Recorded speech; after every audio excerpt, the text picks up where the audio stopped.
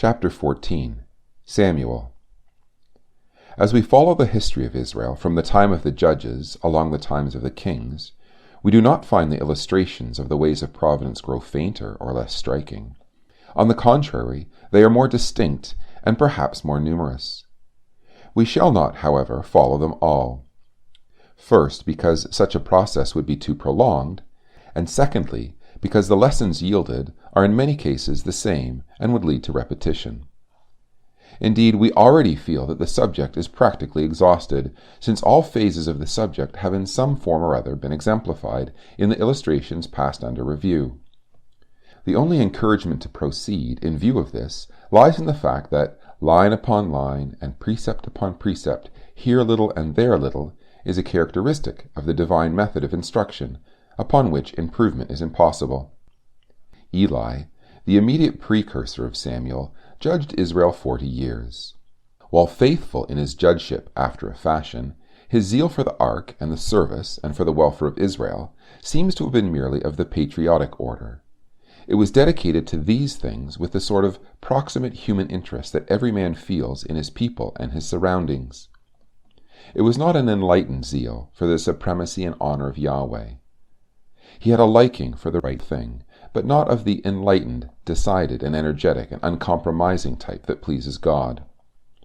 While he remonstrated with his sons, who prostituted the functions of the priesthood, he restrained them not.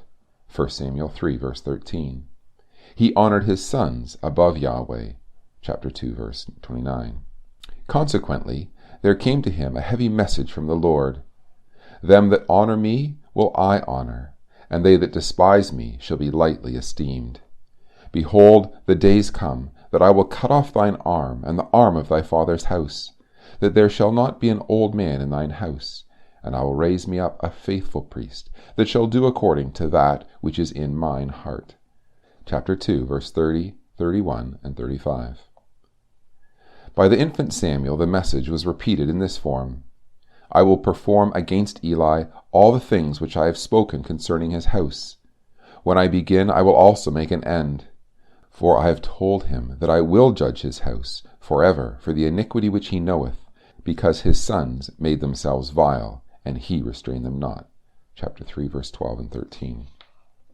The feature of this matter calling for attention in the illustration of the ways of providence is to be found in the way in which the divine purpose thus enunciated was carried into effect. There are 2 points. 1, the cutting off of the house of Eli, and 2, the raising up of a faithful successor to Eli. In reference to both, we have to note Yahweh's declaration, I will do it. When we read the narrative of the circumstances by which both changes were brought about, we read the narrative of a divine work. But we notice that though the work was a divine work, the agents were entirely human, and that the events effectuating it were to all appearances naturally superintended events. The cutting off of Eli's house was brought about thus.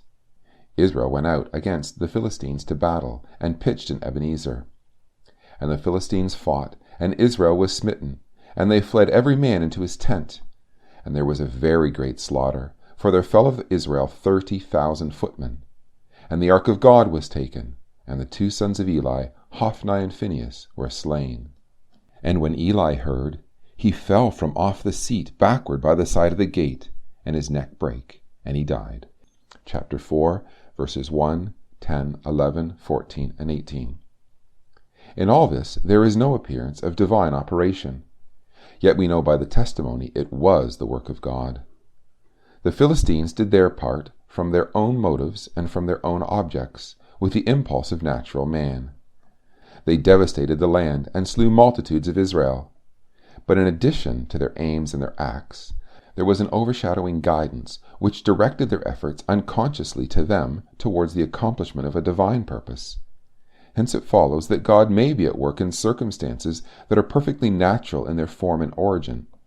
Not that the circumstances themselves are in such a case divine evolution in the direct sense, but though humanly contrived, they are controlled in a way that makes the upshot of them a divine upshot, although on the surface of things the upshot is brought about by natural means. In the second point, the raising up of a faithful successor to Eli, the same lesson is evident. God was to raise up this faithful priest and prophet. Yet note the facts. The barren wife of a Levite is taunted by a fruitful sister beyond the point of endurance.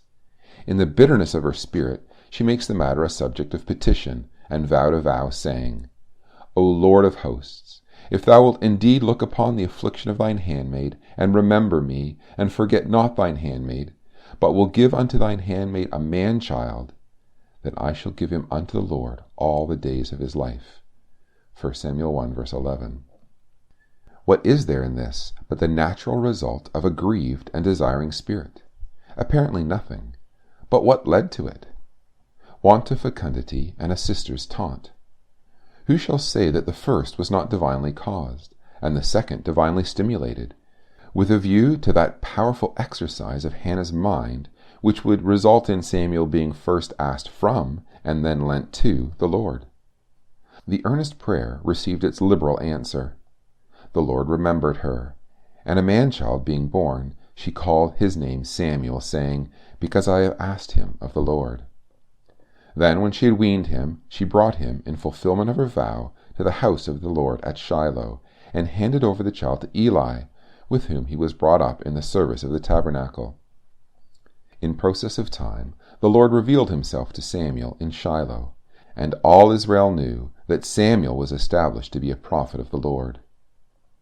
When the appointed disaster befell the house of Eli, Samuel was ready to take Eli's place, and was duly manifested as the faithful priest raised up according to the promise, a divine work gradually performed step by step, and apparently all by natural means, except where revelation comes in.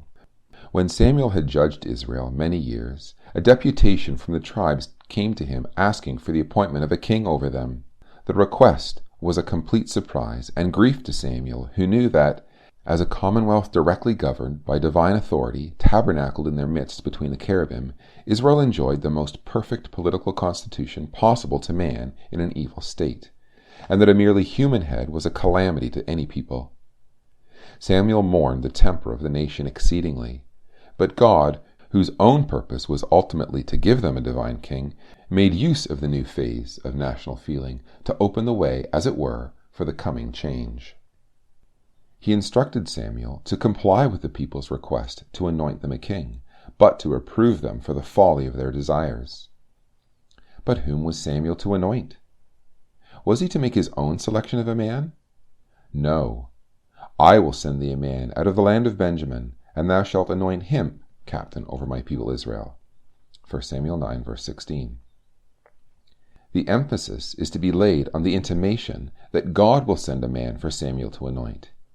Here we strike a vein of providence illustrated. Narrowly construed, and without the narrative of how God did it, we should conclude that God meant to send word to a certain man to go to Samuel to be anointed king. God's ways are much more interesting than this. Saul was sent, yet Saul knew nothing about it. The asses of Kish, Saul's father, were lost, and Kish said to Saul his son, Take now one of the servants with thee, and arise, go, seek the asses. And he, Saul, passed through Mount Ephraim, and passed through the land of Shalishah, but they found them not. Then they passed through the land of Shalem, and there they were not. And when they had come to the land of Suph, Saul's servant said unto him, Behold now, there is in this city a man of God, and he is an honorable man. All that he saith comes surely to pass. Now let us go thither. Peradventure he can show us our way that we should go. 1 Samuel 9, verses 3-6. The suggestion was acted upon, and Saul and his servant called on Samuel. When Saul stands before Samuel, the Lord says to Samuel, Behold the man whom I spake to thee of. When we turn back from this point and contemplate the incidents that led Saul into the presence of Samuel, remembering that God said, I will send thee a man, it is impossible to fail to be struck with the reflection that God may be at work in connection with the most unlikely circumstances. Here are animals straying. What more common and trifling incident could there be? Yet it was the divine drawing of Saul into the neighborhood of the Lord's servant. Can we doubt, therefore, the animals in this case were acted on up to a certain point? They were taken sufficiently far out of the district to cause Saul's father to suggest a search expedition. When Saul and his servants started, they went the wrong way to find the missing animals. They chose the way that their feelings suggested, but their feelings were angelically biased without their knowing it. They were inclined the way that led to Samuel, but of this they were ignorant.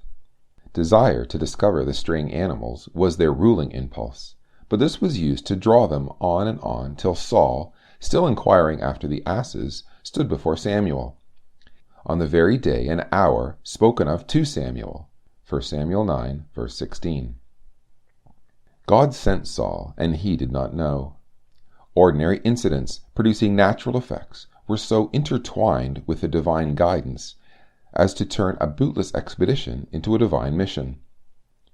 Yet the two things were distinct and separable. The divine guidance withdrawn, there would have remained nothing but a common occurrence without significance or result, straying animals, two men seeking them and not finding them. God is not in every circumstance.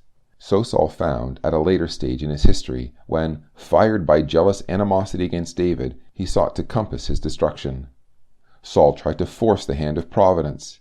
He contrived a dangerous enterprise for David against the Philistines, saying, "Let not my hand be upon him, but let the hand of the Philistines be upon him."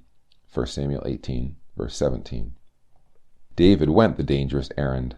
Saul thought, we are told, to make David fall by the hand of the Philistines.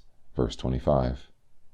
But Saul's thought was not God's thought, and therefore the affair went well with David, and David returned in safety and increased triumph. Had the matter turned out differently, had David fallen in battle, Saul, with much secret satisfaction, would doubtless have bewailed David's fate as the inscrutable decree of Providence. He would have put the responsibility on Providence. He did not like to kill him himself, but he had no objection to Providence doing it, and so he laid a trap for Providence. But it would not work, because Providence was against it. That is, God's will was otherwise than that David should fall, and therefore the natural chances set in motion by Saul's arrangement were all fenced off by the shadow of divine protection, against which nothing can prevail. We have a case in the very opposite direction, in the case of these same two men with the parts reversed. Saul, hunting David, falls into David's power. A loose interpreter of Providence would have said, "Now is your opportunity, David. God works by means. He has put Saul in your power. Slay him." In fact, this very advice was given him. The men of David said unto him, "Behold, the day of which the Lord said unto thee, Behold, I will deliver thine enemy into thine hand, that thou mayest do to him as it shall seem good to thee." What was David's answer? "The Lord forbid that I should do this thing unto my master, the Lord's anointed, to stretch forth mine hand against him, seeing he is the anointed of the Lord." 24 verse 4 and 6. Saul tried to force Providence. Here we have David apparently retiring before it. What is this lesson?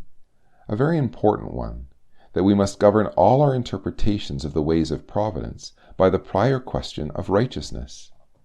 A good opportunity is no justification for doing a thing if that thing be wrong by any of the laws of God.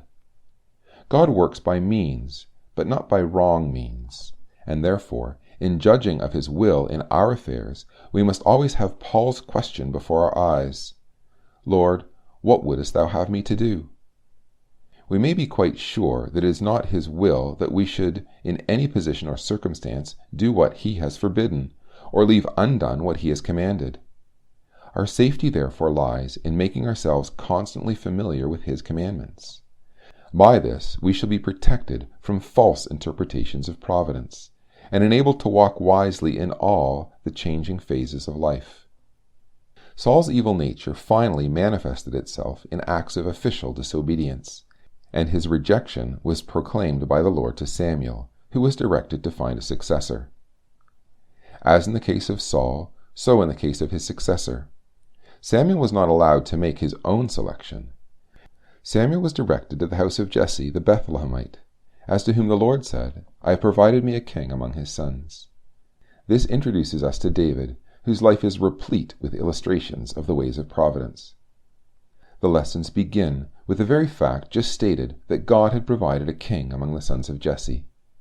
Samuel went to the house of Jesse to find and anoint the new captain of the Lord's people. He was not made aware beforehand which of the sons it was. he was informed on the spot. He asked to see Jesse's family. According to custom, the eldest, Eliab, came first. He was a tall, well-made, good-looking man. Samuel concluded he must be the man. But the Lord said unto Samuel, Look not on his countenance, or on the height of his stature, because I have refused him. For the Lord seeth not as man seeth. For man looketh on the outward appearance, but the Lord looketh on the heart. 1 Samuel 16, verse 7. Then the second was called, Abinadab. The divine comment was, Neither hath the Lord chosen this. Then Shammah was called, and 4 others, one after the other, with the same result in each case. The Lord hath not chosen this. This seemed to be the whole of the family, and Samuel for a moment was at a loss.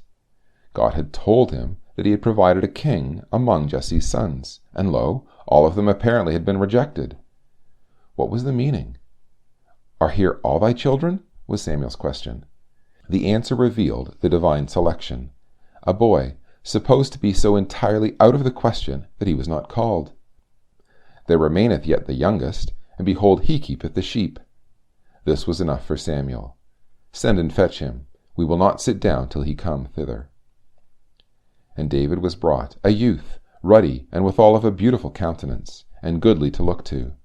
The Lord said, Arise, anoint him, for this is he. And so David, the humanly ignored, was declared the divinely provided among Jesse's sons. To see the full bearing of this on the ways of providence, we must look at David before this manifestation of him by the Spirit-directed hand of Samuel.